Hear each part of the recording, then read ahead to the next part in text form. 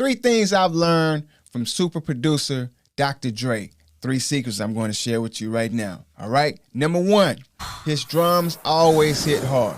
All right. His drums are hard and original.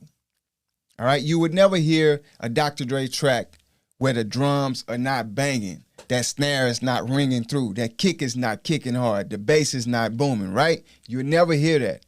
Dr. Dre is the best at getting the best out of the drums, either recording live or in the mix, right? He doesn't miss. He uses an MPC 3000. He sets up like about 4 or 5 of them, and he doesn't change the disc. He does this so he can keep the sounds in the MPC 3000s, right? And he have them all lined up, and he have a different drum sound in each one.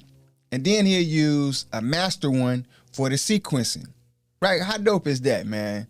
I believe his goal is to create an environment where he can stay in the groove without interruptions, right? Where he can stay in a creative set of mind. If for us that been producing for a while, we know we can get into a groove. You don't want anything to knock you out of that groove. So you want to have the elements around you. You want to have everything set up to where you can create at the highest level, right? You don't want any distractions.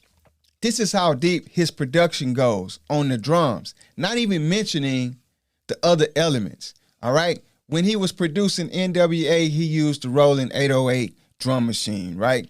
All right, he had that big booming bass, that bass you feel in your chest. Way back in the day, man, in the late 80s and the 90s, he was doing this, all right? Even with Michelle A, the song he produced, Something in My Heart, an old school joint he produced back in the day, he had those 808s humming, all right? This isn't a fad, it's a lifestyle, a music style that he's used time after time, all right? We have to take note of that. Whether using a VST or real drums, we have to bring out the best in our percussions and the drum samples constantly, like Dr. Dre, if we want to provide those hard-hitting tracks, all right? The drums have to be hard, they have to sound original, and they have to be, you know, they have to have that effect. They have to stand out.